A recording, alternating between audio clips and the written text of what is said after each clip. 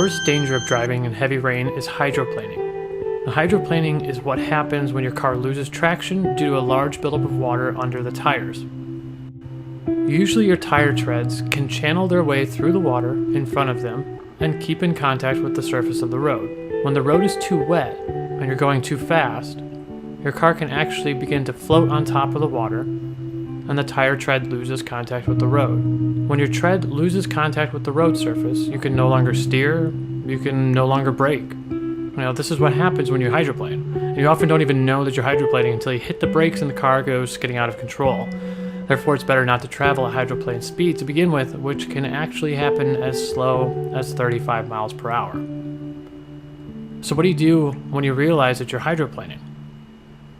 Don't hit the brakes, okay? Because that just makes it a whole lot worse.